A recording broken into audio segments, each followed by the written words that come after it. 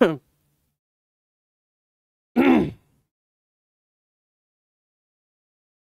Students, मैं doctor RP Singh देव। आज हम एक अलग अलग अलग स्लॉट पढ़ेंगे। पंकज वहाँ से नहीं है, अलग स्लॉट है। 11वीं क्लास के स्टूडेंट की बड़ी डिमांड आ रही मेरे पास कि सर वो राइबोसोम वाला जो प्रोसेस है वो कम्प्लीटली समझा दीजिए। तो मैं आज की क्लास में आपको काफ़ी समझा दूंगा। काफ़ी का मतलब हद समझा दूंगा। जितना समझा दूंगा एकेडमिक लेवल पर और मेडिकल लेवल पर अपने आप में सफिशिएंट है। एक बात। दूसरी सबसे इंपॉर्टेंट बात है कि जो आप जो रिकॉर्डिंग लेंगे, ये जो आपके पास जाएगी और जो लाइव देख रहे हैं वो तो बहुत अच्छी बात है। ये क्लास बहुत इंपॉर्टेंट होने वाली है। क्यों?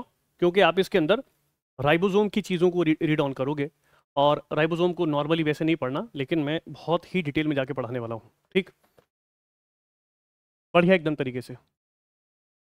देखिए नॉर्मली सभी स्टूडेंट को पता होता है, जो 11वीं में होते हैं ना, उनको मोस्टली पता होता है कि जो राइबोसोम है, राइबोसोम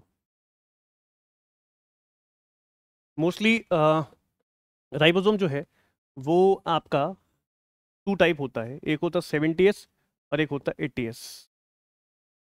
एक 70s और एक 80s, दो तरीके के राइबोसोम होते हैं। अब हमने इसके अंदर टाइप ऑफ सेल्स जो है इतनी पढ़ रखी हैं कि बहुत ज़्यादा ऐसा करके।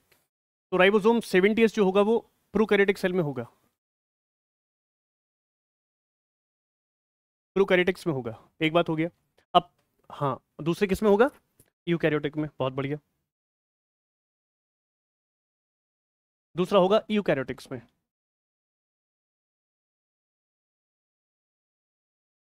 एक होगा प्रोकैरियोटिक में और एक होगा यूकैरियोटिक में। अब आपको देखना है कि अगर मैं 70s केवल प्रोकैरियोटिक में कहूँ तो नाइंसाफी हो जाएगी। 70s आप दो जगहों पर और लेंगे। जो यूकैरियोटिक्स होते हैं उसके अंदर जो सेल ऑर्गेनल्स होंगे, जो सेल ऑर्गेनल्स होते हैं, जैसे मैं आपके सामने लिखूं माइटोकॉन्ड्रिया, और जैसे मैं आपके सामने लिखूं माइटोकॉन्ड्रिया और प्लास्टिड, प्लास्टिड, और दूसरा लिखूं मैं प्लास्टिड। तो इन दोनों के अंदर भी आप जो हैं वो 70s देखेंगे। कैसे? 70s। तो कहने का मतलब ये है कि जब छोटे लेवल पर बात होती है तो राइबोसोम की जो यूनिट है, या कहो जो राइबोसोम है कंप्लीटली, वो आपका 70s टाइप होगा। और अगर बड़े रूप में बात करेंगे मतलब यूकैरियोटिक सेल की, तो उसके अंदर 80s टाइप ऑफ होगा। अब मेरी बात समझे, मैं समझाना क्या चाह रहा हूं। राइबोसोम सीधे तौर पर आरएनए से बिलोंग करता है। किससे? आरएनए से बिलोंग करेगा। कैसे करेगा? देखिए, यहां से बात शुरू होती है। हमारे पास जो टाइप ऑफ आरएनए है, टाइप ऑफ आरएनए, आज की क्लास बाकी बहुत बढ़िया है। अगर मैं आपसे कहूंगा कि type of RNA, type of RNA, अगर मैं आपसे कहूं कि टाइप ऑफ आरएनए की बात करें, तो टाइप ऑफ आरएनए के अंदर आपके पास आरआरएनए, और आपके पास टीआरएनए, और आपके पास एमआरएनए, और आपके पास S S N RNA, S N RNA, और एस सी आरएनए। एक आरएनए और होता है, उसे हम एच एन आरएनए भी कहते हैं। तो जनरली आपको जो पढ़ने को मिलता है वो तीन मिलते हैं, आर, टी और एम, लेकिन पढ़ने को मिलेगा आपको छः। तो मैं आपसे कहूं टाइप ऑफ आरएनए की अगर बात करूं तो आर का मतलब क्या होगा? आर का मतलब राइबोसोम है। राइबोसोम, राइबोसोमल आरएनए, ये हो गया आपके पास राइबोसोमल आरएनए। टी मतलब ट्रांसफर, टी मतलब ट्रांसफर, ट्रांसफर। इस ट्रांसफर वाले पार्ट को, इसको हम एक नाम से और जानते हैं, उसको सेट आरएनए भी कहते हैं। Set RNA. सेट आरएनए का मतलब क्या है? एस आरएनए या फिर ए आरएनए या फिर टी आरएनए। यहाँ जो टी है वो आपको ट्रांसफर बता रहा है, और जो एस है वो सॉल्यूबल बता रहा है। सॉल्यूबल, अच्छा, सॉल्यूबल होगा। तीसरा हमारे पास होगा ए, इसे अडेप्टर कहेंगे। अडेप्टर, मेरी बात आराम से समझते जाना। एमआरएनए में हमारे पास जो एम है वो मैसेंजर बताता है, मैसेंजर आरएनए। एसएन का मतलब क्या है? Small nuclear, small nuclear RNA. और एक हमारे पास हो गए एस सी, तो इसको बोलेंगे हम स्मॉल साइटोप्लाज्मिक, साइटोप्लाज्मिक आरएनए। और जो एच एन होगा उसे बोलेंगे हेट्रोजीनस न्यूक्लियर, हेट्रोजीनस।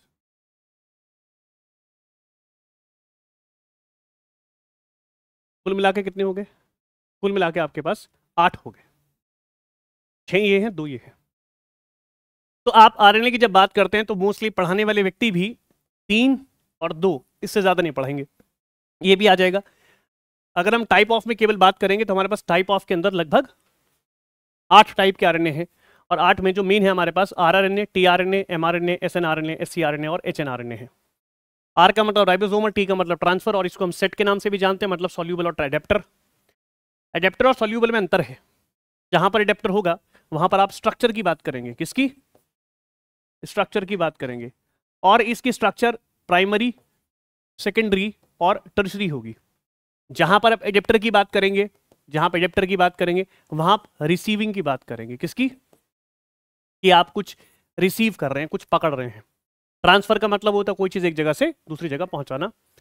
जहां पर एमआरएनए की बात होगी, देख लेना साहिल, उठा लो,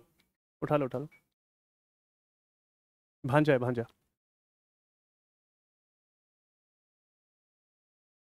इमरजेंसी है तो पूछो क्या है।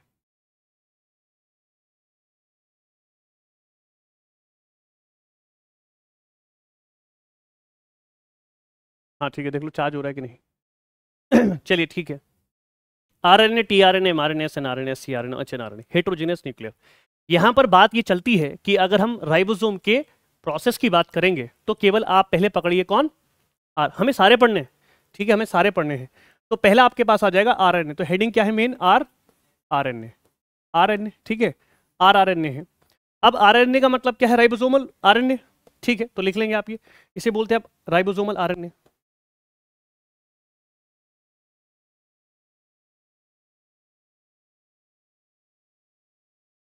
अब इस बात को समझिएगा। हमारे पास अगर हम, जैसे मैंने आपसे कहा कि 2 तरीके के राइबोसोम है, एक मेरे पास कैसा है 70S, और एक मेरे पास कैसा है 80S, ठीक है, बात समझ ली। अब ये अपने आप में जो राइबोसोम है, मैंने कहा कि प्रोकैरियोटिक में मिलता है। किस में मिलता है? प्रोकैरियोटिक में। या आप कह सकते हैं ये बैक्टीरिया में मिल सकता है ना, बैक्टीरिया में। या आप कह सकते हैं आप ये माइटोकॉन्ड्रिया में मिल सकता है, सेल ऑर्गेनल है। या आप कह सकते हैं कि ये प्लास्टिड में मिल सकता है। तो इन जगहों पे आपको जो है 70S टाइप ऑफ राइबोसोम मिलेगा। और अगर आप इसे कहेंगे 80S को तो यूकैरियोटिक में मिलेगा। किस में मिलेगा? यूकैरियोटिक में, ठीक है। आगे देखें, उसके बाद नहीं कुछ नहीं, बाकी किसी का नहीं, साइलेंट कर दो। क्लास लेते समय बहुत लोग कॉल करेंगे, बड़ी परेशानी है लोगों को हमसे कि हम क्लास ले रहे हैं, वैसे नहीं आती कॉल। तो 70S टाइप ऑफ राइबोसोम में क्या है? इसके बाद 2 सब यूनिट्स होती हैं। कितनी जी? 2। एक होगी लार्ज, और एक होगी स्मॉल। स्मॉल वाली होगी उसे हम बोलेंगे 40S, और इसे कहेंगे 50S। इसे जोड़ना नहीं है, जोड़ेंगे तो मैथ्स हो जाएगी, हाँ मैथ की बात नहीं हो रही। इसको आप देखेंगे तो इसमें भी कितने यूनिट्स हैं? 2। एक कैसी? लार्ज, और एक कैसी है? स्मॉल। तो जो लार्ज होगी उसको हम कहेंगे 60S, और जो स्मॉल होगी उसे हम कहेंगे 40S। यहां तक बात समझ में आ गई? बहुत आराम से समझते रहिएगा। आपको एक बात ध्यान रखनी है, बहुत जो जरूरी है, कि जैसे मान लीजिए देखने में कैसा होगा, ये आपके पास लार्ज सब यूनिट हो गई और ये स्मॉल होगी। ये आपके पास लार्ज सब यूनिट हो गया और ये स्मॉल हो गया। तो एक लार्ज सब यूनिट होगी और एक स्मॉल होगी, ठीक है, तो बात समझ में आ गया। अब ध्यान रखिएगा, अगर मैं कह दूं कि ये आपके पास 60S है, कैसी है? 60S, और ये कितनी है? 40S, तो ये मिलकर बनाएगा 80S। अब ये सर S क्या है? S का मतलब होता है स्वेडबर्ग। क्या होता है? स्वेडबर्ग। स्वेडबर्ग एक साइंटिस्ट का नाम है। किसका नाम है? साइंटिस्ट का। और इस साइंटिस्ट ने S नाम से ही, या कहो S अल्फाबेट के थ्रू कहा कि सेडिमेंटेशन कॉफिशिएंट, सेडिमेंटेशन कॉफिशिएंट एक पर्टिकुलर मेथड होता है। क्या होता है? मेथड। और इस मेथड के अंदर हम कंसंट्रेशन पर जो है फोकस करते हैं, कंसंट्रेशन। और इस कंसंट्रेशन के अंदर आपको देखना होता है डेंसिटी। क्या देखना होता है? डेंसिटी। तो आप डेंसिटी को लेकर काम करते हैं, मतलब कि कोई राइबोसोम थोड़ा भारी होगा, कोई राइबोसोम थोड़ा हल्का होगा। तो ये ऑब्वियसली वाला भारी होगा क्योंकि वो 80S है, और ये थोड़ा हल्का होगा। तो एक छानने का प्रोसेस करा जाता है, जो भारी चीजें कुछ रुक गया और हल्की चीज निकल गया। तो ये साइंटिस्ट का नाम है स्वेडबर्ग, और इससे बिलोंग करता है। दूसरी बात क्या है? अगर आपको ये दोनों जोड़नी है, जैसे मान लीजिए अगर आपको दोनों को जोड़ना है तो आपको एक एलिमेंट चाहिएगा जिसका नाम है mj+2। एक क्वेश्चन तो ये हो गया, दोनों को जोड़ना है तो क्या चाहिए mj+2। क्या इधर ही चाहिए, इधर भी चाहिए, दोनों जगहों पर आपको क्या चाहिएगा mj+2। तो मैग्नीशियम का जो आयन है वो आपको इसमें जोड़ने में हेल्प करेगा। दूसरी जो इससे भी जरूरी बात है, अगर मैं कहूं कि एक पर्टिकुलर लार्ज सब यूनिट को जो हमारे पास 60s है उसके पास क्या क्या होना चाहिए, मैंने कहा इसके पास प्रोटीन होना चाहिए और इसके पास प्लस में rRNA होना चाहिए, इसके पास प्रोटीन होना चाहिए और rRNA होना चाहिए। तो क्या इसके पास भी होना चाहिए? हाँ, इसके पास भी प्रोटीन होना चाहिए और प्लस rRNA होना चाहिए। तो ऐसा नहीं है कि केवल इसी के पास होगा, इसके पास भी सेम है। मतलब कि कहने का मतलब है कि राइबोसोम की छोटी यूनिट हो या बड़ी यूनिट हो, दोनों यूनिट को राइबोसोम तक पहुंचने के लिए, है ना, राइबोसोम तक पहुंचने के लिए आपको प्रोटीन और rRNA ये दोनों होने जरूरी हैं। तो जब प्रोटीन और rRNA दोनों जुड़ेंगे तो वो राइबोसोम का फॉर्मेशन करेंगे। तो इस तरीके से जो rRNA है, इस तरीके से जो rRNA है वो राइबोसोम का निर्माण करता है, लेकिन करने के लिए उसे क्या चाहिए होता है? प्रोटीन। क्या चाहिए होता है? प्रोटीन। इतनी बात समझ में आ गया? अब मेरे से पूछा गया कि सर 60s में कितने टाइप ऑफ RNA है, तो मैं कहूंगा इसके पास होता है 16s rRNA, 16s RNA। मेरी बात समझ जाइएगा। इसके पास कौन से है, तो मैंने कहा इसके पास 2 टाइप है। कौन से? 23s rRNA और इसके पास है 5s और rRNA। बस में आ गया। फिर मैंने पूछा कि 40 में क्या है, तो हमने कहा सर इसमें 2 हैं। इसमें कितने हैं? सॉरी, इसमें भी एक है 18s rRNA और लेकिन इसमें 3 हैं। कौन कौन से? सब 8 वाले। तो ये हो जाएगा 28s और RNA एक। दूसरा कौन सा इसके अंदर? 5.8s rRNA और एक और होगा जिसको हम बोलेंगे क्या? 5s RNA। तो दोनों में क्या चीज कॉमन आ रही है? दोनों में क्या कॉमन आ रहा है? 5s RNA। क्या कॉमन आ रहा है? 5s RNA। समझ लीजिए बात क्या है। तो क्या कहना चाह रहा है ये? क्या कहना चाह रहा है ये? आपसे ये कहना चाह रहा है कि अगर मुझे पर्टिकुलरली प्रोकैरियोटिक या यूकैरियोटिक बनाना है तो दोनों को बनाने के लिए मुझे अलग अलग तरीके के rRNA की नीड पड़ती है। अगर आप छोटी वाली सब यूनिट बनाओगे तो 16s टाइप ऑफ RNA और बड़ी बनाओगे किसकी? 70 की, तो 23 और 5 चाहिएगा। लेकिन अगर आप बात करेंगे कि 80s टाइप ऑफ RNA की, तो आपके पास लार्ज में कितना है? 28, 5.8 और 5, और उसमें कितना चाहिए आपको? 18s। तो फर्क क्या पड़ रहा है? फर्क ये पड़ रहा है कि यहाँ पर 8 वाले हैं और 5 कॉमन है, वहां पर आपके जो है छोटे हैं उससे और 5 कॉमन है। अब मुझे एक बात बताएं, बेसिकली क्या है कि अगर मैं आपसे कहूं कि ये वाले जो जैसे मान लीजिए मैं आपसे कहूं कि 23, 5 और S ये तीनों का लोकेशन क्या है? Location for transcription. Location for transcription. अच्छा, लोकेशन फॉर ट्रांसक्रिप्शन। और मैं आपसे कहूं कि इन सभी का क्या लोकेशन है? इन सभी का क्या लोकेशन है? Location for transcription. ट्रांसक्रिप्शन। तो एक्चुअल में इनकी जो ट्रांसक्रिप्शन होगी किसकी? 70s टाइप ऑफ राइबोसोम की, तो आप कह देंगे कि इनकी पर्टिकुलर जो होगा वो होगा साइटोप्लाज्म में। किसमें? साइटोप्लाज्म में। और इनका जो होगा वो किसमें होगा? न्यूक्लियस में। तो न्यूक्लियस के न्यूक्लियोप्लाज्म में। न्यूक्लियस का जो लिक्विड होता है उसे क्या बोलते हैं? न्यूक्लियोप्लाज्म। अच्छा, न्यूक्लियोप्लाज्म के अंदर एक और न्यूक्लियस होता है जिसको हम न्यूक्लियोलस कहते हैं। न्यूक्लियोलस, उसे हम न्यूक्लियोलस कहते हैं। क्या बोलते हैं? न्यूक्लियोलस। तो आप कह देंगे कि न्यूक्लियस के अंदर, न्यूक्लियस के इनसाइड, न्यूक्लियस के अंदर किसमें? न्यूक्लियोलस में लोकेशन है किस चीज की? ट्रांसक्रिप्शन की। अब पंकज के दिमाग में आ नहीं रहा कि सर ट्रांसक्रिप्शन क्या होता है। देखो, ट्रांसक्रिप्शन एक्चुअल में है क्या? याद रखिएगा कि अगर आपके पास डीएनए है, और डीएनए से ही आप डीएनए बना दें, तो उसे आप रेप्लिकेशन कहते हैं। क्या बोलते हैं? रेप्लिकेशन। और अगर आपके पास डीएनए है और उस डीएनए से आप आरएनए बना दें, क्या बना दें? आरएनए। तो भाई ये क्या है? डीएनए। और ये क्या है? डीएनए। ये क्या है? डीएनए, डबल स्ट्रैंडेड है ना। और ये क्या है? आरएनए। तो ये क्या बना देगा? ट्रांसक्रिप्शन। क्या बना देगा? ट्रांसक्रिप्शन। लेकिन यही जो आपके पास आरएनए बनकर आया है और ये प्रोटीन बना दे, क्या बना दे? प्रोटीन। ये मान लीजिए आपके पास क्या है? आरएनए, और ये क्या है आपके पास? प्रोटीन। ये क्या है? प्रोटीन। तो इसे बोलेंगे ट्रांसलेशन। ट्रांसलेशन। इसे बोलेंगे ट्रांसक्रिप्शन। ट्रांसक्रिप्शन। और इसे बोलेंगे ट्रांसलेशन। इसे बोलेंगे ट्रांसलेशन। और इसे बोलेंगे रेप्लिकेशन। इसे बोलेंगे रेप्लिकेशन। तो ध्यान लगाने वाली बात है, ध्यान रखने वाली बात है कि डीएनए से क्या बन रहा है? डीएनए। तो क्या कहोगे? और डीएनए से क्या बन रहा है? आरएनए। तो उसे क्या बोलेंगे? ट्रांसक्रिप्शन। और अगर आरएनए से क्या बन रहा है तो क्या बोलेंगे? ठीक है, इस मेथड को कहा जाता है सेंट्रल डोगमा। इसे कहते हैं central dogma. This process called the central और dogma. This process is called the central dogma. Class 12th में है ये वाला, जो इसको बहुत डिटेल में समझाया गया है। तो यहां अगर आपको बात समझ में आ गई ट्रांसक्रिप्शन क्या है, तो आपको ये भी समझ में आ जाएगा कि यहां पर ट्रांसक्रिप्शन की बात क्या हो रही है। इसका मतलब क्या है? ट्रांसक्रिप्शन का मतलब हुआ कि आपको डीएनए से क्या बनाना पड़ेगा? आरएनए। डीएनए से क्या बनाना पड़ेगा? आरएनए। ट्रांसक्रिप्शन की क्या बात हुई कि आपको डीएनए से क्या बनाना पड़ेगा? आरएनए बनाना पड़ेगा। मेरी बात समझ में आ गई होगी। ठीक, एक बार आप इसको देख लें, ठीक, तब आपको समझ में आएगा कि मैं क्या पढ़ाना चाह रहा हूं। देख लीजिए, 2, 10, 20 सेकंड में देख लीजिए।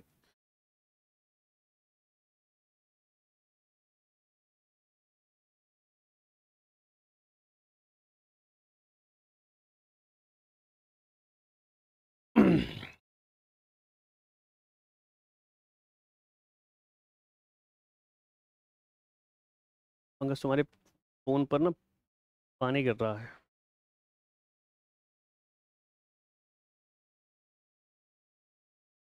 देखो,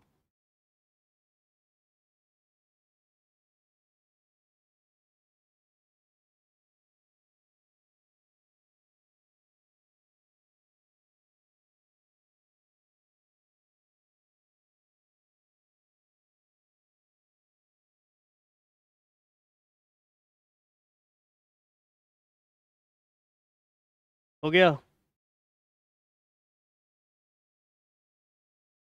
डन एकदम। हम्म।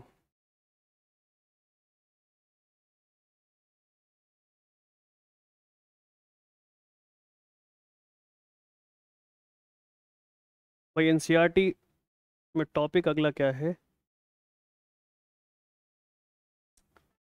तुम्हारा फोन बड़ा परेशान कर रहा है भाई,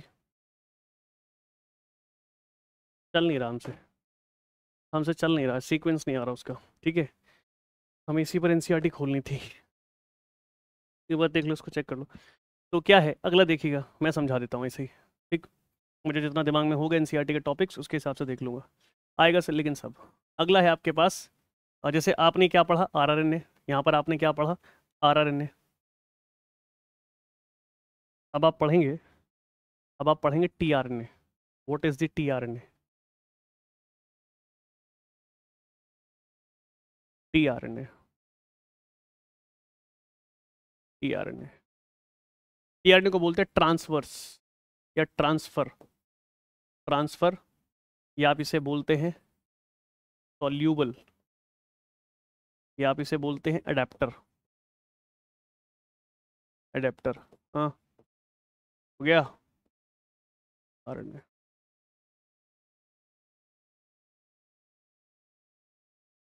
लो,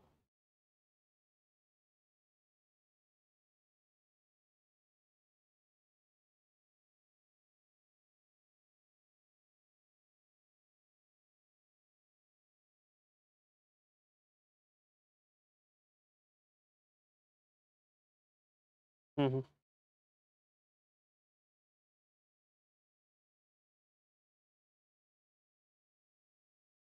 टीआरएनए।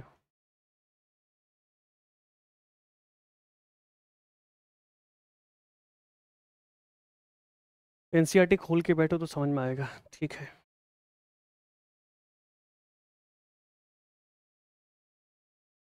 ठीक है, टीआरएनए। राइबोसोम में उतना ही था, हमें ये देखना था कि राइबोसोम में उतना है कि नहीं है। राइबोसोम में इतना ही है, इससे ज्यादा नहीं पढ़ा रखा आपको। ठीक है, ये हाईएस्ट रेंज थी इसकी। उसके बाद टीआरएनए पर आइए। टीआरएनए आसान है, देखिए मैंने जैसे आपको बताया, मैंने आपको यहाँ बताया कि हाँ ये वाला पॉइंट जो है मैंने इसमें बताया आपको कि प्राइमरी सेकेंडरी टर्शरी स्ट्रक्चर होती है इसकी, किसकी किसकी, टीआरएनए की, किसकी, टीआरएनए की। आपको दिमाग में रखनी है बात। तो आपके पास क्या है जी, टीआरएनए है, तो टीआरएनए के पास स्ट्रक्चर्स होती हैं, क्या होती हैं, स्ट्रक्चर्स होती हैं, it has a structure, structure होती है। और स्ट्रक्चर कैसी होगी, प्राइमरी और सेकेंडरी और टर्शरी, टर्शरी स्ट्रक्चर। तो it has 3 type of the structure. ये इसका क्या मतलब हुआ, इसका मतलब ये है जैसे मानिए आपके पास यहाँ पर आया प्राइमरी स्ट्रक्चर, क्या आ गया जी, प्राइमरी स्ट्रक्चर। कुछ कलर ऐसे होते हैं फैलते बहुत हैं, प्राइमरी, प्राइमरी स्ट्रक्चर। मेरी बात समझना, जब आप प्राइमरी स्ट्रक्चर की बात करेंगे किसके, टीआरएनए की, तो टीआरएनए के प्राइमरी स्ट्रक्चर का मतलब होगा कि जैसे मान लीजिए ये है, ये हो गया आपके पास 5 डैश और 3 डैश।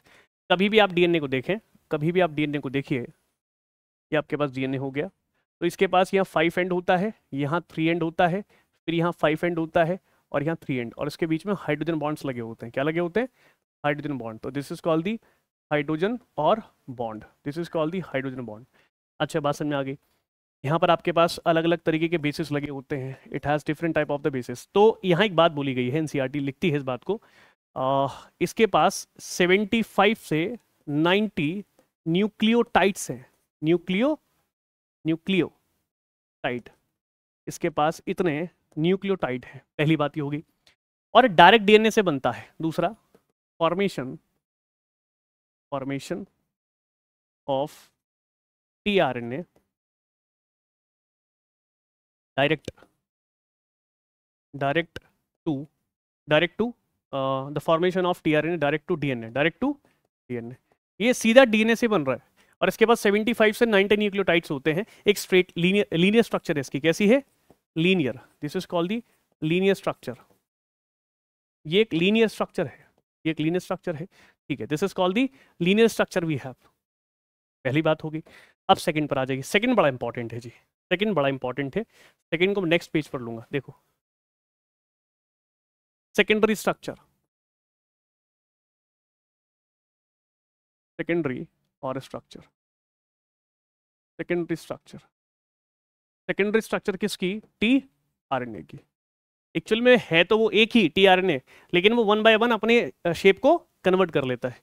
अब जो इसकी स्ट्रक्चर बनेगी वो क्लोवर लीफ होगी, clover leaf structure, this is called the clover leaf structure, clover leaf structure. Clover में एक वर्ड देखिए, क्लोव, जैसे लॉन्ग है ना, तो लॉन्ग को आप देखिए ऐसी सी होती है, ऐसी होती है ना, तो लॉन्ग की स्ट्रक्चर आपको देनी है, क्लोवर लीफ बोलते हैं इसको, कैसे,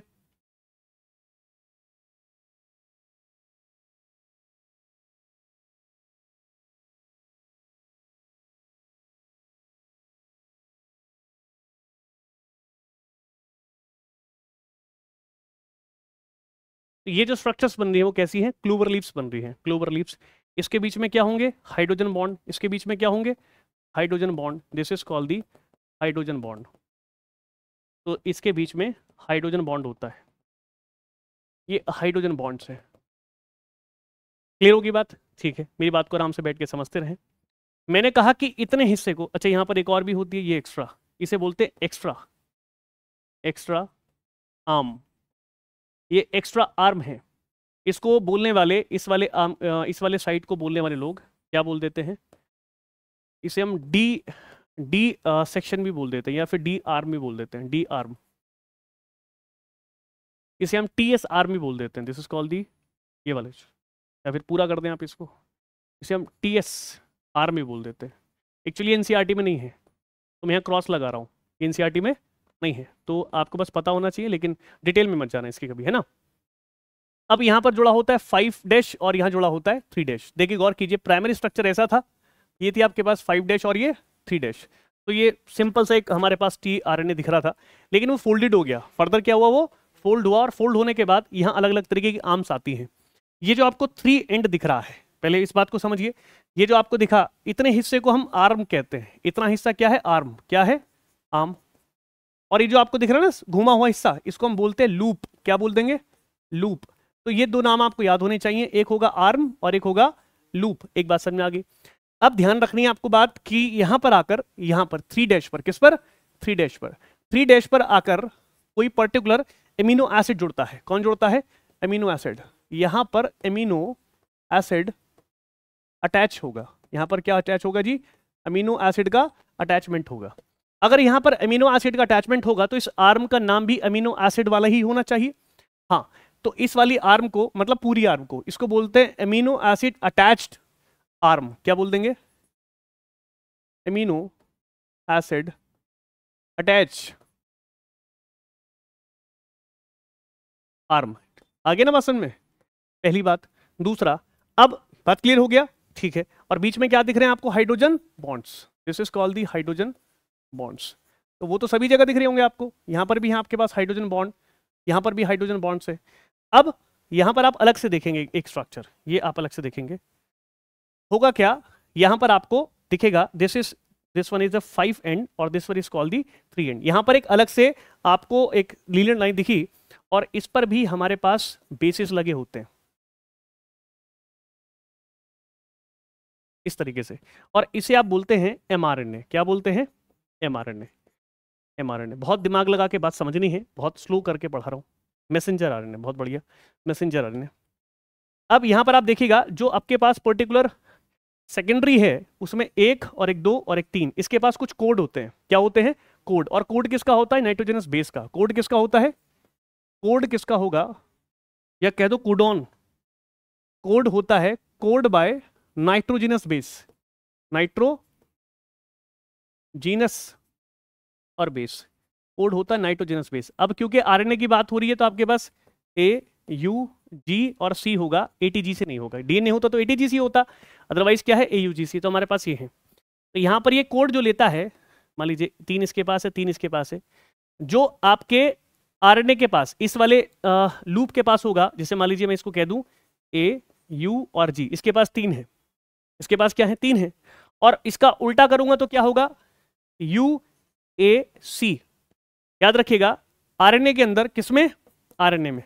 आरएनए में ए का उल्टा होगा यू, तो फिर यू का उल्टा होगा ए, और जी का उल्टा होगा सी। इस बात को दिमाग में रख लीजिए। ए का यू, यू का ए, और डीएनए होगा तो ए का टी, टी का ए, ऐसा उल्टा चलेगा। और यहां पर जी का सी होगा। इतनी बात क्लियर हो गई? ठीक है। ध्यान रखने वाली बात क्या है? ध्यान रखने वाली बात यह है कि जो आरएनए पर होगा, ध्यान रखने वाली नोट की बात क्या है? ये नोट डाल देंगे। नोट डालने वाली बात यह है कि जो एयूजी है, एयूजी क्या है? अब जैसे मैं कह दूं कि ये 3 है आपके पास, तो इसे बोलते हैं कोडोन। क्या बोलते हैं? कोडोन। इसे भी क्या बोलोगे फिर आप? कोडोन ही कहोगे। तो कोडोन क्या है? कोड की लैंग्वेज है। कोडोन क्या है? कोड की लैंग्वेज है। कोडोन एक लैंग्वेज होती है, एक लैंग्वेज होती है किसकी? नाइट्रोजनस बेस की। नाइट्रोजनस बेस की। ऑब्वियसली ये 4 क्या है? नाइट्रोजनस बेसिस, जिससे ये रीड करता है कि मैं किसके ऊपर बैठा हूं, मैं किसके साथ जुड़ूंगा और मुझे प्रोटीन क्या बनाने हैं। तो ये हमारे पास एमआरएनए हो गया। और एमआरएनए के पास, अब देखिए जो इसके पास होगा, जो एमआरएनए के पास होगा, जो भी कोड एमआरएनए के कोडोन जो है एमआरएनए के पास होगा उसे हम एंटी कोडोन कहेंगे, लेकिन जो टीआरएनए के पास होगा उसे हम कोडोन कहेंगे। तो एयूजी क्या है? एक पर्टिकुलर कोडोन है। क्या है? कोडोन है। और ये कोडोन किसके ऊपर आ रहा है? टीआरएनए के पास। किसके ऊपर आ रहा है? टीआरएनए। तो जो टीआरएनए के ऊपर आएगा तो उसको हम क्या बोल देंगे? उसको हम कोडोन कह देंगे। क्या बोल देंगे? कोडोन। ठीक है। या फिर कह दो आप ऐसे करके, या आप ऐसे करके कह सकते हैं कि जो पर्टिकुलर एयूजी कोड आ रहा है, क्या आ रहा है? कोड टीआरएनए पर, तो उसे कोडोन कह देंगे। ये बात तरीका ठीक है। या और आप कह दें ए का उल्टा यू, यू का उल्टा ए और जी का उल्टा सी। अगर हम कहें कि ये किसके ऊपर आ रहा है? टीआरएनए के ऊपर, एयूजी। ठीक है। और ये किसके ऊपर कोड आ रहा है? एमआरएनए के ऊपर। किसके ऊपर आ रहा है? एमआरएनए।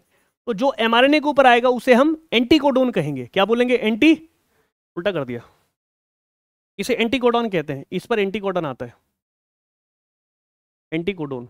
ठीक है। इसे एंटी कोडोन कहेंगे और इसे कोडोन कह देंगे। ठीक है, कोई दिक्कत नहीं। ये एंटी कोडोन लेके चलता है। This is called the codon, this is called the codon. ये कोडोन हो गया। ठीक है। ऊपर वाले के पास एंटी कोडोन और इसके पास कोडोन, ऊपर वाले के पास एंटी कोडोन, इसके पास कोडोन। कितनी बात समझ में आ गई? बहुत बढ़िया से। लेकिन याद रखना ये फंक्शनल नहीं होता। ये क्या नहीं होता? फंक्शन, ये जो स्ट्रक्चर है नॉट फंक्शनल, नॉट फंक्शनल। अभी बस ये प्रिपेयर हो रहा है, प्रिपेयर हुआ नहीं है, नॉट फंक्शनल। क्या इतनी बात समझ में आ गई? बढ़िया समझ में आ गई होगी। तीसरी वाली स्ट्रक्चर है जिसे हम कहते हैं टर्शरी स्ट्रक्चर। क्या बोलते हैं? टर्शरी। जैसे मैंने कहा था कि 3 स्ट्रक्चर आएंगे इसमें, तो एक होती है टर्शरी,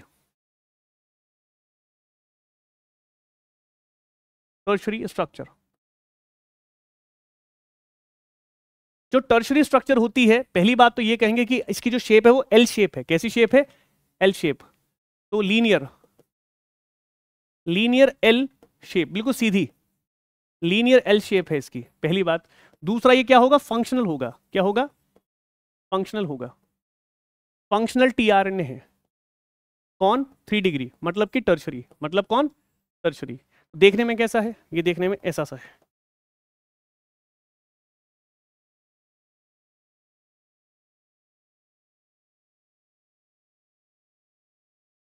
ये हो गया, ठीक है। ऊपर क्या होगा? 5 एंड, और नीचे क्या होगा? 3 एंड। अच्छा एक चीज और देख लें, इसकी मैंने आर्म का नाम नहीं बताया। इसे अगर ये कोडोन एंटी कोडोन वाला हिस्सा है तो इस वाली आर्म का नाम रखा जाएगा, क्योंकि आर्म जरूरी है पता होना। इसे बोलते हैं आप एंटी कोडोन। क्या बोलते हैं? Anti codon, anti codon arm, anti codon arm. तो ये एंटी कोडोन आर्म है। जो अपने पास एंटी कोडोन रखेगी वो एंटी कोडोन है। और इसके पास क्या होता है? कोड होता है। एमआरएनए के पास याद रखिएगा हमेशा क्या होते हैं? कोड होते हैं। और इसी के कोड को हम कोडोन कहते हैं। क्या बोलते हैं? कोडोन। अच्छा कोडोन का उल्टा क्या है? Anti codon. कोडोन का उल्टा है एंटी कोडोन। अच्छा इसे लोग एंटी कोडोन की जगह इसे लोग नोडॉक भी कह दिया करते थे। एंटी कोडोन को नोडॉक भी कहते थे। उल्टा करो जरा कोडोन को, नो डॉक, क्या हो जाएगा? नोडॉक। इसे नोडॉक भी कहते थे। तो आपको ध्यान रखना है नोडॉक का मतलब कोडोन का उल्टा है, ठीक। चलिए बहुत बढ़िया, आगे बढ़िए। तो मैंने कहा इसके बीच में फिर दोबारा क्या आ जाएंगे? Hydrogen bond. This is called the hydrogen bond. ये तो हम समझ गए। ये हो गया हमारे पास हाइड्रोजन बॉन्ड, और ये हो गया लूप, ये हो गया लूप, ठीक है।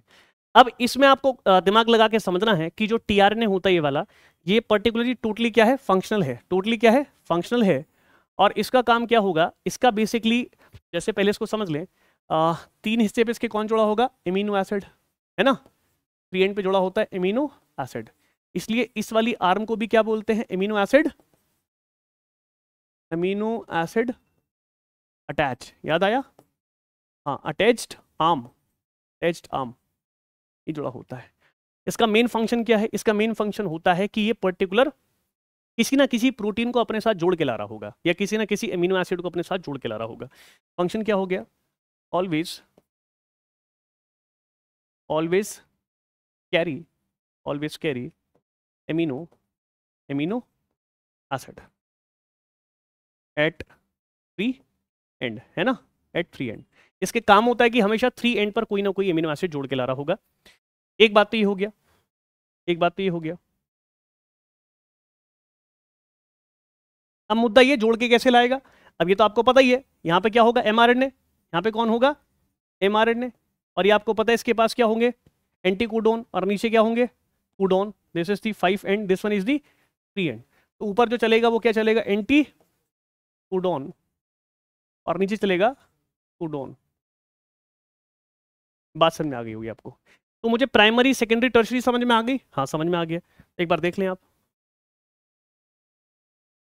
This is called the primary structure. ये तो आसान है।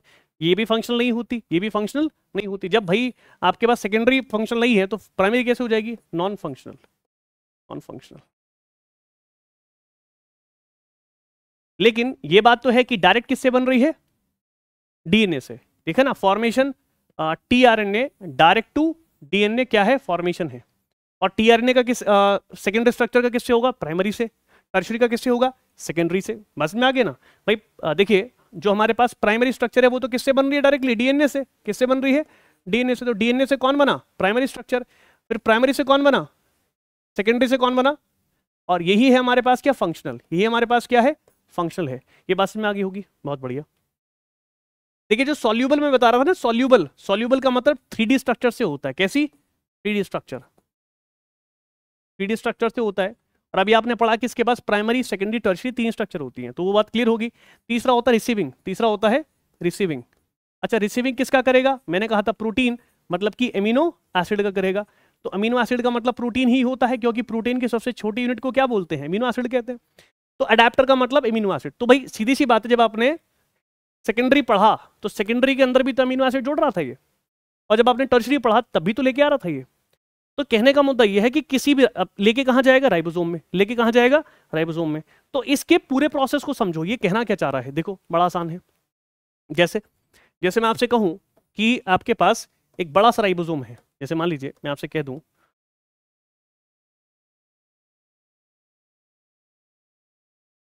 ये हो गया आपके पास, ठीक, ये बड़ा सा राइबोसोम हो गया, और इस बड़े से राइबोसोम के बीच में से कौन निकल के जाएगा? एमआरएनए, है ना? तो सीधा भेजो इसको, लगभग लगभग सीधा भेजिए। This one is 5 and and this one is 3 and, और 1 2 और 3 इसके ये तो हमारे पास हो जाएंगे। जैसे कुछ भी हो सकते हैं, या कुछ और भी ले सकते हैं। जैसे 3 यहाँ ले लो, 3 यहाँ ले लो, तो इसके पास खुद के कुछ होंगे। तो जो उसके खुद के होंगे, जैसे मान लीजिए ए यू जी, जी यू जी, ये किसके हैं? एमआरएनए के। उसी तरीके से किसके होंगे? उसी तरीके से होंगे राइबोसोम के। अच्छा, पूरा क्या होता है राइबोसोम? पूरा क्या है? राइबोसोम, ये तो पता ही होगा ना। तो इस कलर में आपको क्या दिख रहा है? राइबोसोम। और ब्लू कलर में आपको क्या दिख रहा है? एमआरएनए। एमआरएनए, एमआरएनए के पास क्या होगा? कोड, है ना? तो उसके पास बहुत बढ़िया कोडोन होंगे। कौन कौन से हैं? एयू जी और जी यू जी। अच्छा, उल्टा करके बताओ इसका, एयू जी का उल्टा क्या होगा? उल्टा करो इसका। तो यहाँ उल्टा कर लेते हैं। अब देखो व्हाइट है तो इसको थोड़ा कलर वैसा लेंगे जो हम अलग से दिखा पाए। अब हमारे पास जो ऑरेंज वाला है तो उसको ऑरेंज से दिखा दो। ऑरेंज वाले के पास क्या? एंटी कोडोन होंगे। क्या होंगे? एंटी कोडोन होंगे। एंटी कोडोन में इसके पास क्या होगा? इसका उल्टा क्या होगा? ये इस पर आ रहे हैं, ये इस पर आएंगे, ठीक है? मतलब कि लार्ज सब यूनिट पर आएगा। किस पर आएगा? भाई राइबोसोम है ना, तो ये क्या है? इसकी लार्ज सब यूनिट, और ये क्या है? स्मॉल। और आपको पता ही है, स्मॉल हो चाहे लार्ज, दोनों के पास आपके पास प्रोटीन प्लस के आरआरएनए होना जरूरी है। ये तो अभी पढ़ा था, तभी तो राइबोसोम बनेगा। और इसके पास भी क्या होना चाहिए? प्रोटीन और प्लस के आरआरएनए। उसके बिना राइबोसोम नहीं बना सकते आप, उसके बिना राइबोसोम नहीं बना सकते, ठीक है? उसके बाद समझिए इसमें क्या उल्टा क्या होगा? इसका उल्टा होगा इसका यू ए सी, बना ना? इसका उल्टा क्या होगा? सी ए सी, सी ए सी, ठीक है? तो यहां पर इसके ये तो क्या हो गया? इसके कोडोन, इसके पास एंटी कोडोन है, एंटी एंटी कोडोन। और जो एंटी कोडोन है वो क्या है? उल्टा करो इसका, एयूजी का, तो यू ए सी। अच्छा, दूसरा वाला क्या है? सी ए और सी, ये इसके एंटी कोडोन हो गए। मेरी बात समझ में आ गया? बहुत बढ़िया, आपको समझ में आ गया। अब जो एक्चुअली में आपके पास यहाँ जो दिखाई देगा, वो आपके पास 2 तरीके के टीआरएनए दिखाई देंगे। यहाँ पर जो काम होगा ना, वो 2 टाइप के आरएनए से होता है। कितने टाइप के? 2 टाइप के। जैसे मान लीजिए यहाँ पर आपने एक बनाया, बैठ के समझ, आपकी बॉडी के सेल न्यूक्लियस के अंदर प्रोसेस चल रही है, बॉडी की सेल के अंदर चल रही है बात। जैसे मैं आपसे कहूँ, मेरी बात को समझिए, हाँ बड़ी जरूरी बात जो है आपको समझा दूं, आपको मजा आ जाए समझ के। ये न्यूक्लियस है, क्या है? ये न्यूक्लियस है, और ये न्यूक्लियोलस है। न्यूक्लियस के अंदर न्यूक्लियोलस, और ये पूरी एक सेल है, ये पूरी एक सेल है। तो मैं लिख दूं, this is called the cell, this is called the nucleus, and this is called the, उधर ले लेंगे इसको, न्यूक्लियोलस।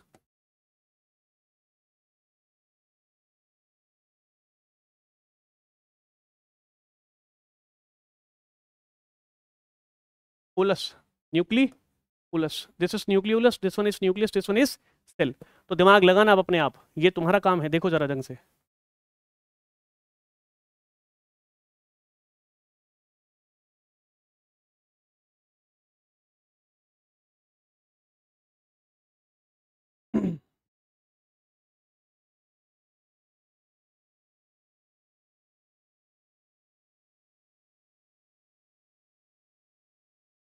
ये क्या है? डीएनए। ये क्या है?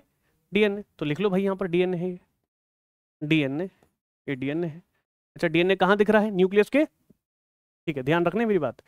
आगे इसके छोटे छोटे ब्लॉक बना दूं, ये ब्लॉक बना दिया, एक ये ब्लॉक बना दिया, और मानिए एक ये ब्लॉक बना दिया। मैंने कहा जो न्यूक्लियस के अंदर होता है, मैंने कहा जो न्यूक्लियस के अंदर होता है लिक्विड, उसको बोलते हैं न्यूक्लियोप्लाज्म। क्या बोलते हैं? न्यूक्लियोप्लाज्म। न्यूक्लियस का जो लिक्विड है उसे न्यूक्लियोप्लाज्म कहेंगे, और जो सेल का इसका जो लिक्विड है उसे बोलेंगे साइटोप्लाज्म। ये तो पता होगा, साइटोप्लाज्म। और दोनों मिल जाएं तो प्रोटोप्लाज्म, दोनों मिल जाएं तो प्रोटोप्लाज्म। और न्यूक्लियोलस तो अपने आप में एक जेनेटिक मटेरियल है, ठीक। देखो न्यूक्लियस के अंदर यहां पर आप टीआरएनए बना सकते हैं। क्या बना सकते हैं? यहां पर आप एमआरएनए भी बना सकते हैं। क्या बना सकते हैं? लेकिन यहां पर न्यूक्लियोप्लाज्म के अंदर, न्यूक्लियोप्लाज्म तो इतना है, इसके अंदर टीआरएनए भी बन जाएगा और एमआरएनए भी। लेकिन क्या नहीं बनेगा इसके अंदर, याद रखिएगा, आरआरएनए नहीं बनेगा। क्या नहीं बनेगा? आरएनए बनेगा। तो आरआरएनए कहां बनेगा? न्यूक्लियोलस में बनेगा। कहां बनेगा? ये बहुत इंपॉर्टेंट पॉइंट है, मतलब गजब का पॉइंट। फॉर्मेशन, हाँ, formation of rRNA, formation of rRNA कहां होगी? न्यूक्लियोलस में, ठीक है। और न्यूक्लियोप्लाज्म में किसकी करवाओगे? टीआरएनए और एमआरएनए, बस दो की कराओगे, ठीक है जी। ये आपको दिमाग में सेट रखनी है, स्टोर रखनी है, इसके बिना काम नहीं चलेगा। और बनने के बाद, जैसे मान लीजिए बना तो दो, बना तो है ही नहीं, इसने ये बना दिया, इसने ये बना दिया, और इसने ये बना दिया। याद रखिएगा ये जो है ये बाहर निकल आएगा, ये बाहर निकल आएगा, ऐसे नहीं आएगा। इसके आने का तरीका है, तो देखिए वो तरीका समझिए। मैंने कहा था कोई भी पर्टिकुलर राइबोसोम बनाना हो तो आरआरएनए के साथ प्रोटीन जुड़ना चाहिए, आरआरएनए के साथ प्रोटीन जुड़ना चाहिए। तो आप खुद बताइए, अगर मैं आरआरएनए के साथ अगर क्या जोड़ दूं, प्रोटीन जोड़ दूं, तो दोनों मिलके क्या बना देंगे? राइबो, ठीक है। आपने कहा कि इनको मिला के राइबोसोम बनाते हैं, तो प्रोटीन तो लाना पड़ेगा ना। चलिए यहां से मान लीजिए प्रोटीन है, क्या है? ये आपके पास प्रोटीन हो गया। प्रोटीन को जैसा होता है वैसे ही बनाओ। मान लीजिए क्या हो गया? प्रोटीन हो गया। अब ये प्रोटीन किससे जाके जुड़ जाएगा? आरएनए से जुड़ गया। तो आपके पास जो आउटपुट निकल कर आया जी, वो क्या निकल कर आया है? वो दो चीजों का निकल के आया है। तो इसे उठा के कहां ले आऊं? साइटोप्लाज्म में। किस में ले आऊं? Because this one is called the cytoplasm. भाई इतना बाहर तो साइटोप्लाज्म है। तो मैंने कहा कि यहां पर क्या मिला दिया आपने? एक तो मिला दिया आपने प्रोटीन, और दूसरा क्या मिला दिया? आरएनए। दूसरा मिला दिया आरएनए, और दोनों मिलकर क्या बना लेते हैं? राइबोसोम। क्या बना लेंगे? राइबोसोम। ऐसे राइबोसोम बनता है, ऐसे राइबोसोम बनता है। अच्छा देखिए, दिमाग में रखना है एक चीज आपको, यहां पर बताई गई ये बात। जो एसएन है, कौन है एसएन? कौन है एसएन? एसएन का काम क्या है? एक्चुअल में स्प्लाइसिंग करता है। क्या करता है? स्प्लाइसिंग करता है। स्प्लाइसिंग में क्या करेगा? हेल्प करेगा। क्या करेगा? स्प्लाइसिंग में हेल्प। अब पंकज को पता नहीं स्प्लाइसिंग क्या होती है, कोई दिक्कत नहीं, पता चल जाएगा अभी, और क्योंकि अभी ये वर्ड आने वाला है। और एससीआरएनए जो cytoplasmic small type of RNA होता है, इसका काम क्या है? इसका काम होता है मैसेज पास करना, एक तरीके से। क्या करना? मैसेज पास करना, मैसेज पास करना, ठीक है, मैसेज पास करना। अभी मैसेज पास कैसे करेगा? देखो, तुम यहां पर आए और मैंने कहा कि भाई जब तक जब जैसे आपने प्रोटीन के साथ क्या मिलाया? आरएनए। तो मिला के क्या बना दिया? राइबोसोम। अब ये राइबोसोम तभी कोई प्रोटीन कोड करेगा। अब देखो, अब आ जाओ इसी बात पे, भाई ये हुआ कि नहीं? ये एमआरएनए, ये कौन है? एमआरएनए। अब ये एमआरएनए पर आकर कौन बैठ गया? राइबोसोम। कौन बैठ गया? राइबोसोम। सो इस कलर में तो आपको क्या दिख रहा है? राइबोसोम। तो भाई जो पूरी स्ट्रक्चर है ये क्या है?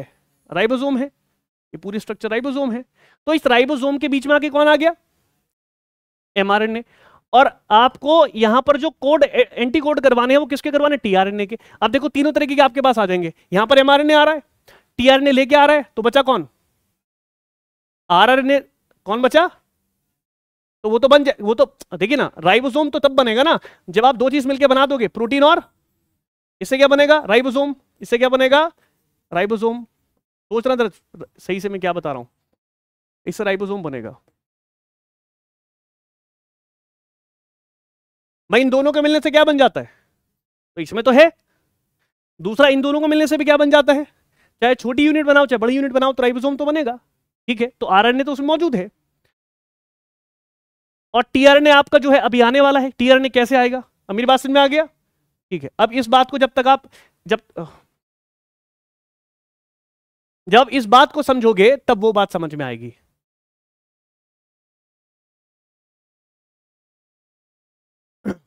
देखो यहां पर क्या है हमारे पास, आरएनए, किसमें, न्यूक्लियोलस में, और बना, और बनने के बाद बाहर से कौन आया, प्रोटीन, तो दोनों क्या हुए, जुड़े, और जुड़ने के बाद क्या बनाया, राइबोसोम।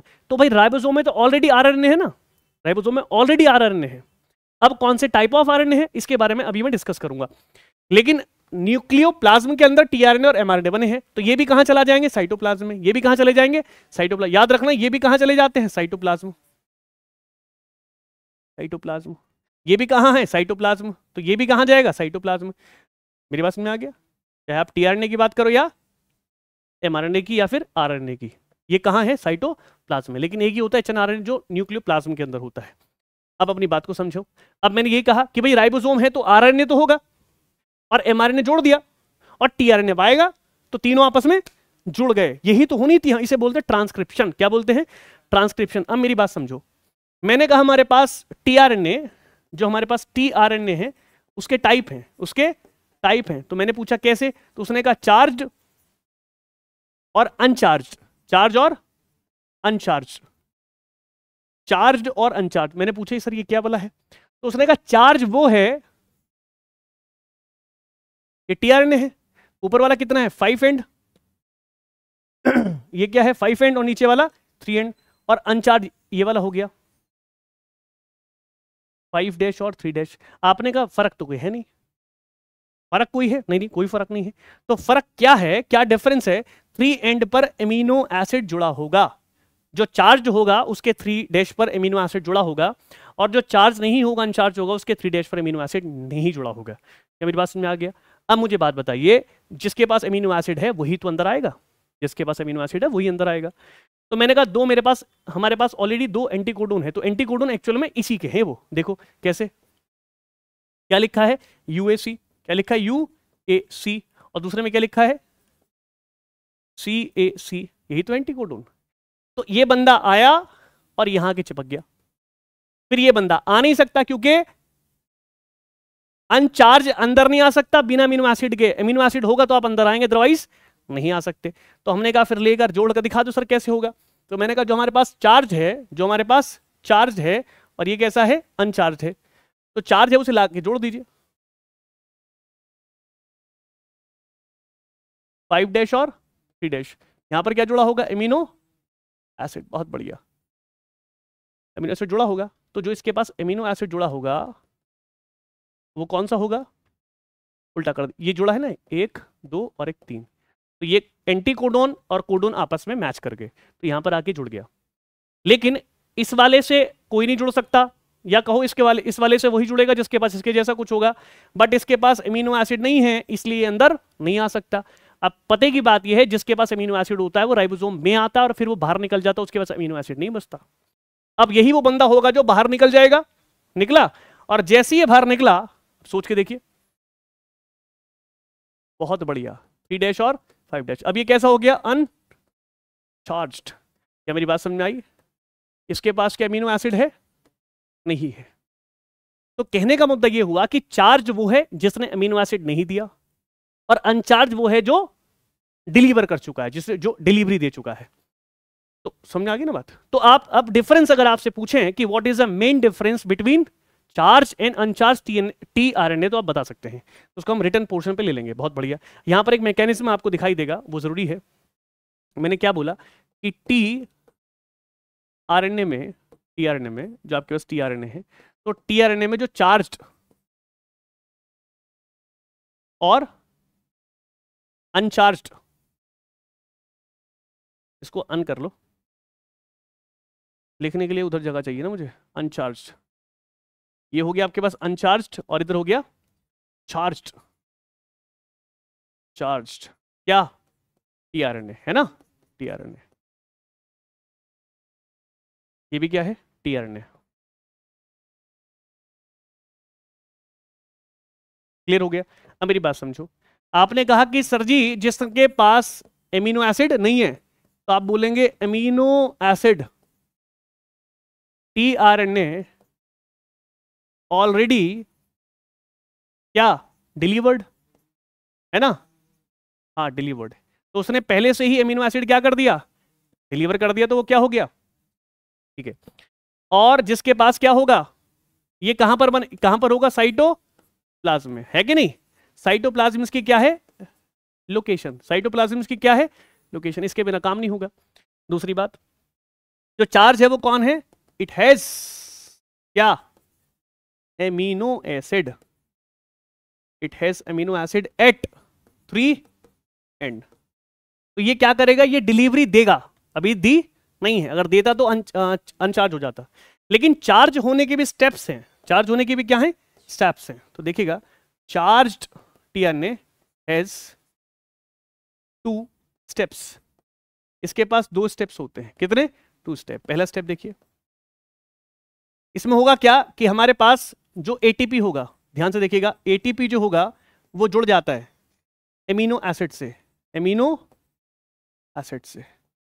और दूसरी बात, जो चार्ज टीआरएनए जो बनता है, फॉर्मेशन, ये कहो कि इन फॉर्मेशन, इसके फॉर्मेशन में याद रखिएगा कि एटीपी पैंड होती है, मतलब कि एटीपी खर्च होगी, एटीपी खर्च होगी। बिना एटीपी खर्च हुए आप चार्ज नहीं कर सकते टीआरएनए को। मतलब मान लीजिए अनचार्ज है तो ये फिर एक बार और एमिनो एसिड ला सकता है, लेकिन उसको पहले क्या होना पड़ेगा, चार्ज।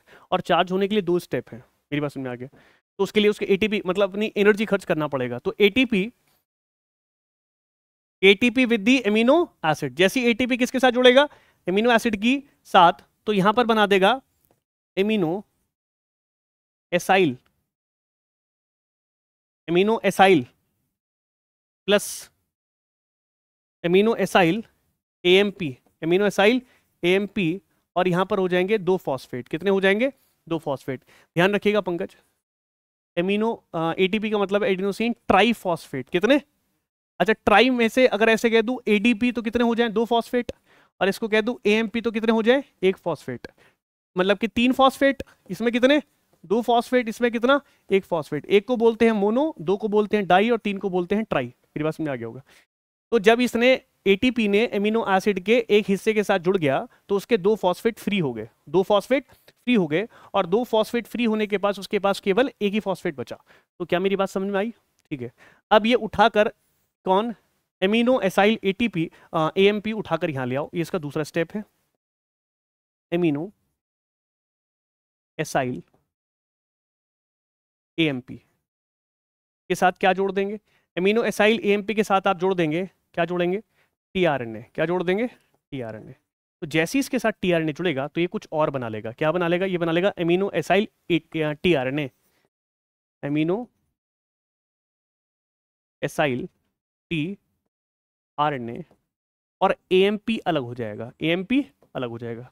अब मुझे एक बात बताओ, ये खुद के दिमाग की बात है, अगर ये एएमपी है तो इसमें कितने फॉस्फेट है, एक है ना, मोनो मतलब 1, डाई मतलब 2, ट्राई मतलब 3, adenosine triphosphate, adenosine diphosphate, adenosine monophosphate, ठीक है। तो इसके पास एक ही फॉस्फेट है, और ऊपर कितने फॉस्फेट हैं, 2 फॉस्फेट है, ऊपर 2 फॉस्फेट है, नीचे कितना फॉस्फेट, 1। तो क्या इसके साथ जुड़कर ये 3 फॉस्फेट नहीं बना लेगा, इसे एटीपी बन गया, ये दोबारा एटीपी बना लेगा, और दोबारा एटीपी बनाकर फिर दोबारा किसी अलग अनचार्ज टीआरएनए को चार्ज कर देगा। क्या मेरी बात समझ में आ गई, हाँ। लेकिन याद रखिएगा, इस प्रोसेस को करने के लिए इसे एक एंजाइम की जरूरत होती है, किसकी, यहां पर एंजाइम एक रिक्वायरमेंट है, यहां पर एंजाइम की क्या है, रिक्वायरमेंट है। और उसको क्या बोलते हैं, जो ये लिखा हुआ है यही बोलते हैं, एमिनो एसाइल टीआरएनए और सिंथेटेस इसका नाम होगा। क्या बोला मैंने, एमिनो एसाइल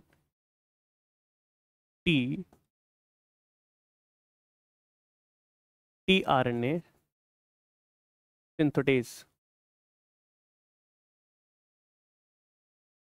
ये हो गया एंजाइम के। इसके बिना आप किसी भी अनचार्ज टीआरएनए को चार्ज नहीं कर सकते, क्योंकि तब जब तक कि एटीपी से एमिनो एसिड न जुड़े और एसाइल ना बनाए एएमपी, और फिर ये एसाइल एएमपी टीआरएनए के साथ न जुड़े, तो ये नहीं बनेगा।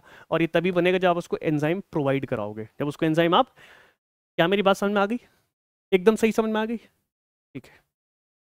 देखो भाई, देख लो, 1 मिनट लो और देखो और समझो मैं क्या समझा रहा हूं, ठीक है। आगे पीछे तो नहीं हुआ ये, ठीक है ना, हाँ ठीक है, टीआरएनए एमआरएनए, ठीक है। देख भाई देख, देखो इसको जरा।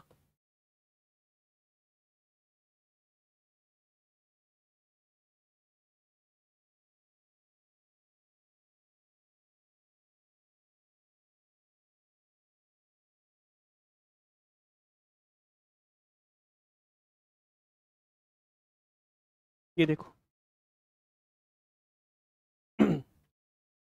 ये तो आसान है।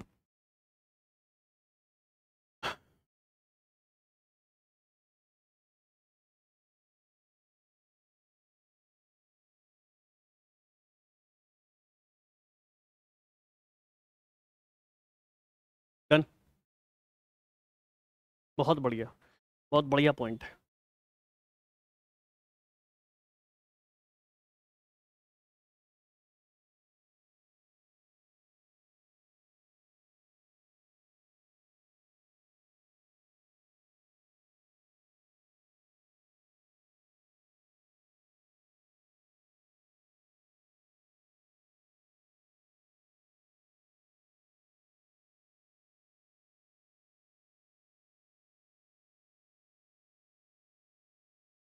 डन,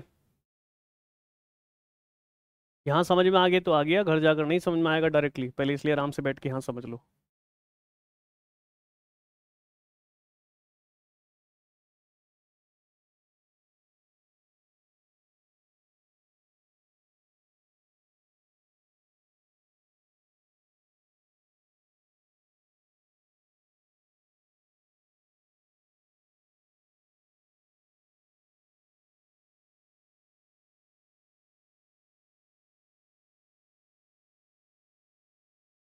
डन, ठीक है, कोई डाउट? सही, बहुत बढ़िया। ये बड़ा जरूरी है, नीट में यहीं से क्वेश्चन बड़े आते हैं मुझे, यहाँ से बड़े क्वेश्चन आते हैं नीट में।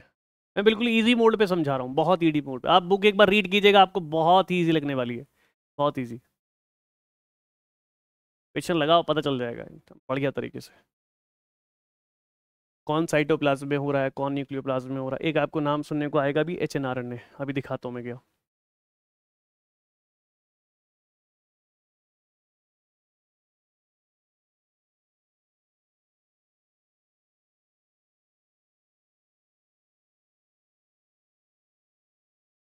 डन, समझ लो आराम से एकदम, क्योंकि इसके बाद थोड़ा सा अटपटा सा पॉइंट आएगा। जैसे एक वर्ड आया था स्प्लाइसिंग, क्लियर।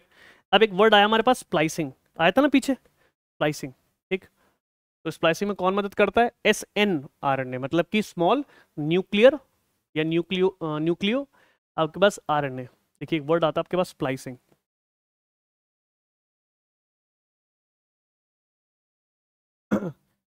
स्प्लाइसिंग के बाद जो अगला हमारे पास एनसीईआरटी में टॉपिक है उसे बोलते हैं पोस्ट ट्रांसक्रिप्शनल या ट्रांसक्रिप्शन मॉडिफिकेशन। तो पहले आप स्प्लाइसिंग समझिएगा। यहाँ पर एक वर्ड पढ़ने को मिलेगा आपको, ये टाइप ऑफ, उसको बोलते हैं HNRNA। क्या बोलते हैं? HNRNA। उसके बाद आप एक वो क्वेश्चन देखिएगा जहाँ से हर साल लगभग नीट का क्वेश्चन लग जाता है।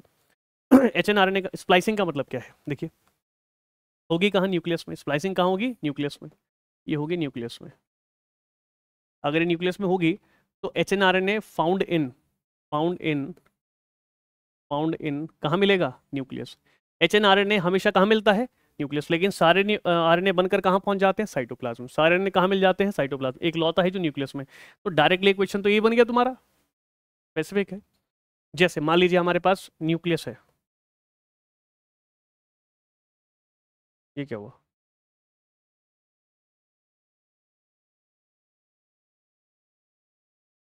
ठीक है, क्या है हमारे पास? न्यूक्लियस। सही बन गया, एकदम गोल। ठीक है, बड़ी प्रैक्टिस करी बचपन में, ठीक ही बन गया। ठीक है, तो हमारे पास क्या है जी? न्यूक्लियस है। अब बात समझना बहुत तरीके से, देखो ये मेरे पास है DNA। क्या है? DNA। मेरी आदत है कि मैं थ्योरी लिखना सही नहीं समझता। थ्योरी जो है दिमाग में खुद आनी चाहिए जब चीज समझ में आ जाए, नहीं, थ्योरी खुद ही आनी चाहिए दिमाग में। ये हो गया, ये क्या है? DNA। बहुत बढ़िया, this is called the DNA। ठीक, अब DNA से क्या बनेगा? mRNA। लेकिन उससे पहले बनता है HNRNA। क्या बनता है? HNRNA, ठीक है, देखिए समझिए, HNRNA, तो थोड़ी सी मोटाई बढ़ा के तब समझे।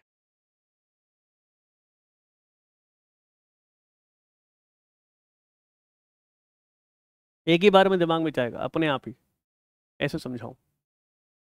ये मेरे पास HNRNA है, क्या है? HNRNA, देखो ये हो गया आपके पास HNRNA, ठीक है।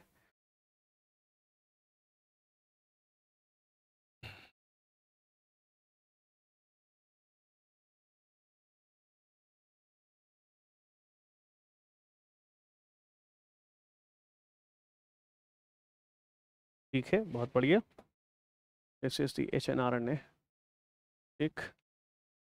के बाद next, this one is the transcription. एक पहले कर देंगे हम कैपिंग, उसके बाद टेलिंग, के बाद स्प्लाइसिंग।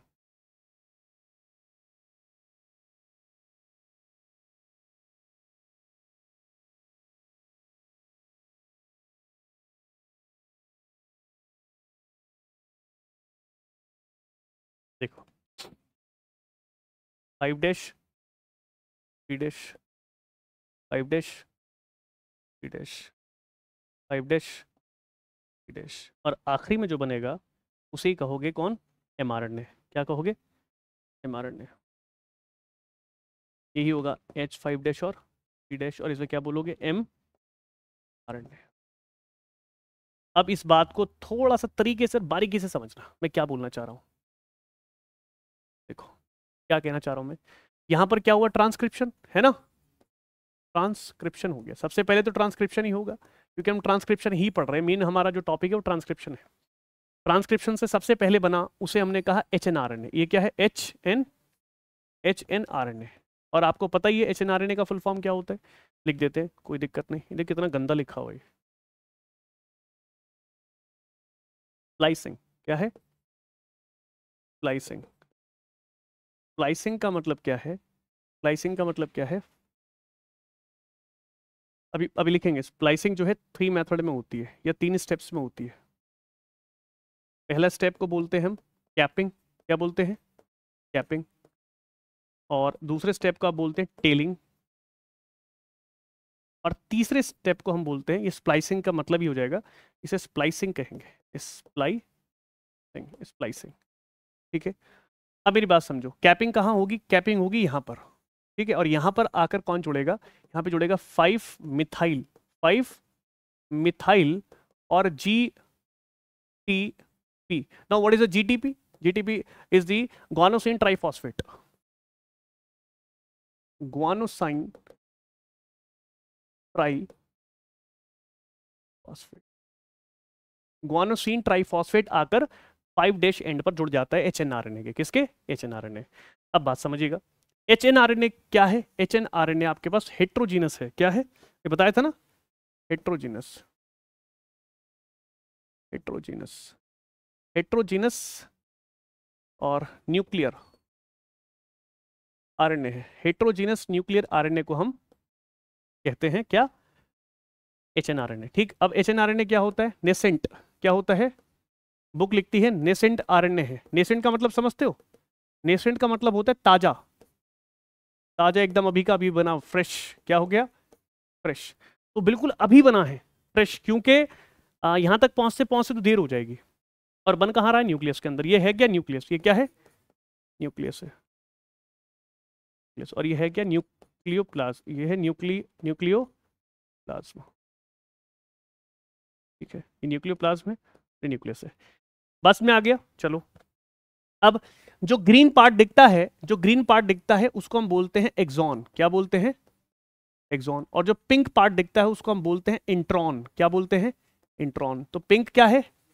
इंट्रॉन। पिंक है इंट्रॉन, और ये क्या है? एक्सॉन। बात याद रहेगी? बहुत बढ़िया। अब आपसे मैं अलग से पूछ लूं कि what is the intron? Intron का मतलब क्या है? आप गौर कीजिए, HNRNA में यहां पर हो रही है कैपिंग, इसे क्या बोल देंगे? कैपिंग। तो यहां क्या हो रहा है? कैपिंग। क्या हो रहा है? कैपिंग। और कैपिंग में आप क्या कर रहे हैं? कैपिंग के अंदर आप क्या जोड़ रहे हैं? 5 मिथाइल GTP। क्या जोड़ रहे हैं? 5 मिथाइल GTP। और एक बार और समझ लें दूसरी चीज, 3 सेकेंड स्टेप पर कौन आके जुड़ जाएगा? सेकेंड स्टेप पे जुड़ जाएंगे बहुत सारे ए। क्या जुड़ जाएंगे? बहुत सारे ए, ये जुड़ जाएंगे, ऐसे जुड़ते जाएंगे। तो बुक आपकी लिखती है 200 से 300 ए जुड़ जाते हैं। पॉली एडिनाइलेट, पॉली एडिनाइलेट और रेजिड्यू क्या जुड़ता है? पॉली एडिनाइलेट और रेजिड्यू। तो आप देख लेंगे यहां पर इसको क्या बोलते हैं? Poly adenylate